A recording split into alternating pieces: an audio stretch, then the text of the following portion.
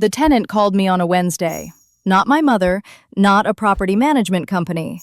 The tenant, a woman named Karen who had moved into my apartment 3 weeks earlier and who had found my number by searching my name in the building directory the previous owners had never updated. Karen said, "Hi, I'm calling about the unit at 14 Briarwood. I just wanted to confirm, are you the owner or is it the woman who signed my lease?" I sat very still. I said, "What woman signed your lease?" Karen said, "Patricia Grant. She said she was the owner. She showed me the deed. Patricia Grant is my mother." I said, "Karen, I need to ask you something. What is your monthly rent?" Karen said, $1,800. She said it was below market because she wanted a reliable tenant. $1,800 a month. My apartment. My name was not on the lease. My name was not on anything Karen had signed.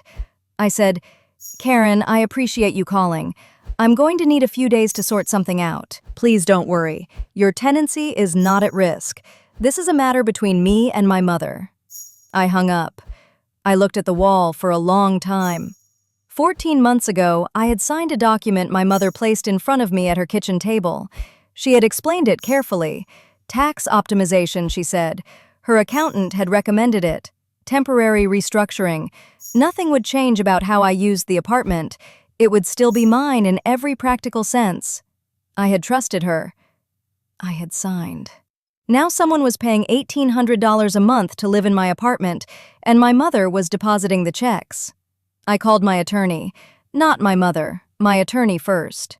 "My name is Olivia Grant. I am 27 years old. I bought my apartment at 24 with money I had saved for 4 years working 2 jobs through college and 1 year after. Not a lot of money. Enough for a down payment on a small 1-bedroom in Jamaica Plain.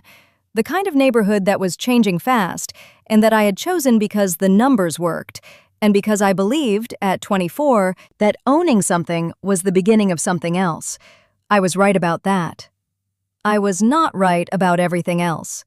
My mother, Patricia, is 61 years old. She is a paralegal who has worked for the same family law firm in Newton for 22 years. She knows how documents work. She knows what signatures mean. She knows the difference between temporary restructuring and a deed transfer. I did not know all of these things at 24 the way I know them now. I know them now. The conversation happened in October, 14 months before Karen called. I had gone to my mother's house for Sunday dinner. Nothing unusual. We had dinner most Sundays. My mother cooked and I brought wine, and we talked about work and family and the neighborhood and all the ordinary things that make up a relationship between a mother and an adult daughter who live 20 minutes apart. After dinner, she said she had something she wanted to show me. She brought out a folder, professional looking. The paper was heavy and the tabs were labeled, and it looked like the kind of documentation that had been prepared with care. She sat down across from me and explained it slowly. She said, "Olivia, I've been talking to my accountant. There are some significant tax advantages available to you as a property owner that you're not currently accessing. The way the deed is structured, in your name alone, it limits what's possible." I said, "What kind of advantages?"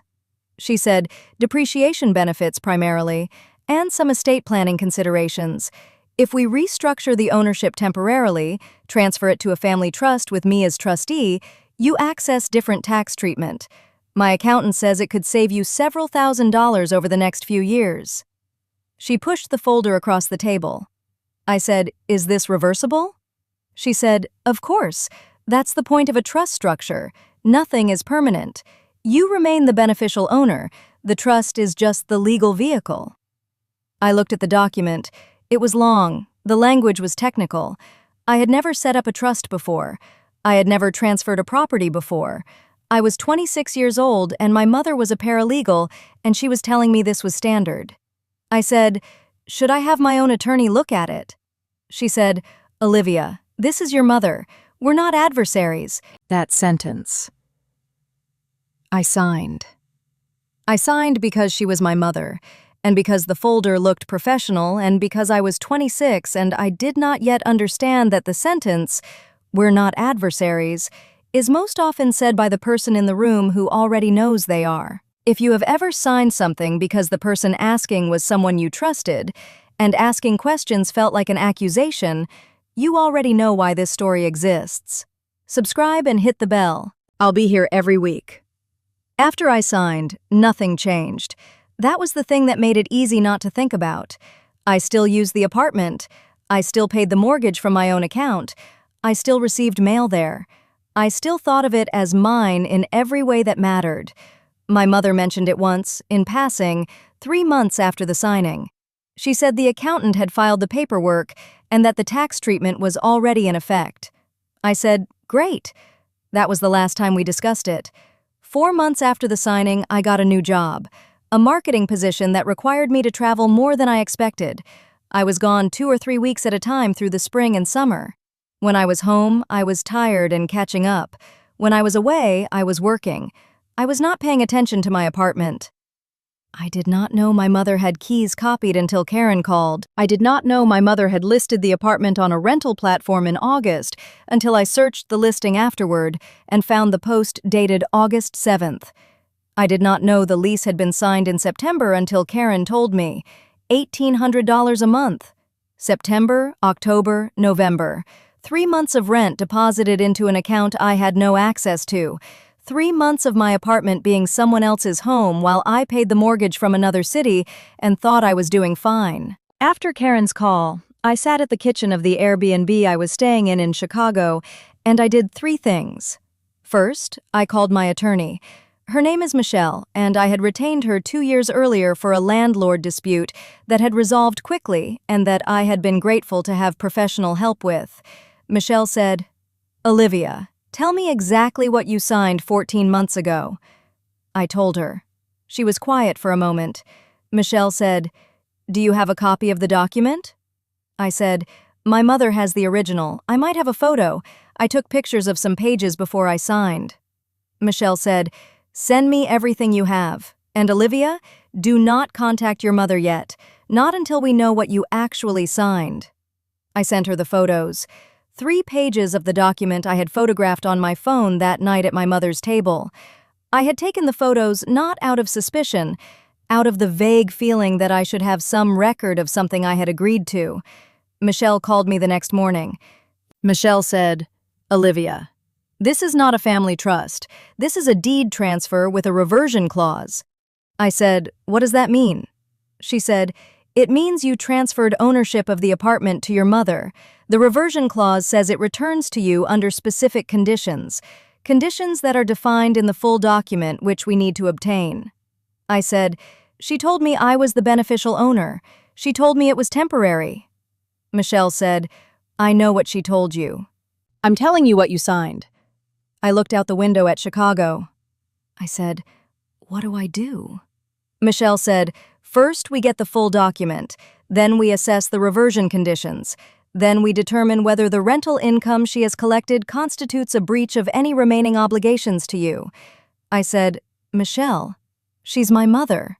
Michelle said, "I know, and she signed a deed that transferred your apartment to herself. Both of those things are true. We work with both of them." Getting the full document required a formal records request to the Suffolk County Registry of Deeds. I made the request from Chicago on a Thursday. The document was available online by Friday afternoon. 22 pages. Michelle reviewed it over the weekend. She called me Monday morning. Michelle said, "The reversion clause is real. The apartment does revert to you, under 2 conditions. First, at a date certain, 10 years from the transfer. Second, at your mother's election, which she can exercise at any time." I said, 10 years. Michelle said, "Or your mother chooses to transfer it back. Whichever comes first. 10 years. I was 26 when I signed. I would be 36 when the apartment legally returned to me, unless my mother decided earlier to give it back. I said, "What about the rental income?" Michelle said, "This is more complex. The document transferred ownership to your mother. As owner, she has the legal right to rent the property. However, there is a provision in the original deed that requires the trustee to act in the beneficiary's interest." I said, "I thought this wasn't a trust." Michelle said, "It isn't a conventional trust, But the language borrows trust concepts. Your mother's attorney, whoever drafted this, may have left her exposed on the income question. If we can establish that the rental income should have been disclosed to you and wasn't, we have a basis for demanding an accounting. I said, will she fight it? Michelle said, I don't know your mother. What I know is that she has collected 3 months of rent on a property she transferred from her daughter using language her daughter did not fully understand. How she responds to a formal accounting request will tell us a great deal. I flew back to Boston on Wednesday. I did not call my mother from the airport. I did not call her from the taxi. I came home to the apartment where Karen now lived.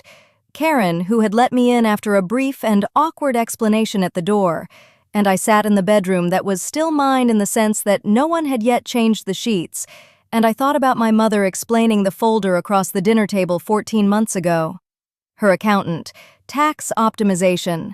Nothing would change. We're not adversaries. I called Michelle and told her to send the accounting request. If this moment stayed with you, leave me a comment. Has someone you loved ever used language you trusted against something you owned? Tell me how you found out. I read every single one. My mother called me 3 days after Michelle sent the accounting request. Her voice was the voice she used when she was managing a situation. Controlled, warm, the voice I had heard my entire life when she was guiding a conversation toward an outcome she had already decided. My mother said, Olivia, I got a letter from an attorney. I said, I know. I asked her to send it. A pause. My mother said, Sweetheart, this isn't necessary. We can talk about this directly. I said, we are talking about it directly. Michelle is my direct representative on the matter. My mother said, I don't understand why you needed an attorney. This is family. I said, Mom, Karen called me 3 weeks ago. Silence. I said, a stranger called me to ask if I was the owner of my own apartment because she had signed a lease with you for $1,800 a month, and I had no idea. My mother said, I was going to tell you. I said, when?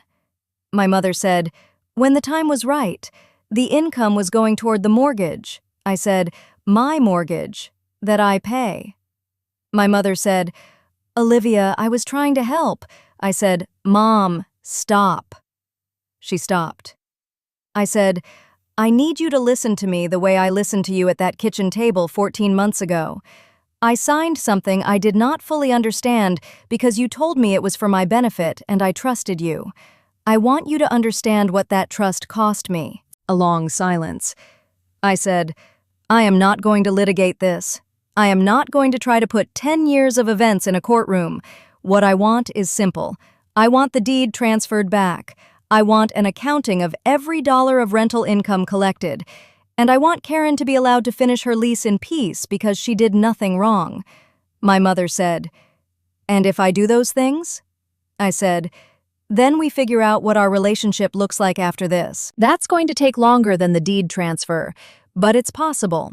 It depends on what you do next. A very long silence. My mother said, I'll call my attorney tomorrow. I said, thank you. I hung up. I sat in Karen's, my, living room for a long time. Not devastated, not triumphant. Something in between that did not have a clean name. The specific feeling of having said a true thing to someone you love and not knowing yet what they will do with it. The deed was transferred back in 42 days. My mother's attorney cooperated. The paperwork was straightforward. The reversion clause that had been drafted to protect my mother's position also provided a clean mechanism for early reversion at her election. She elected it. That mattered to me.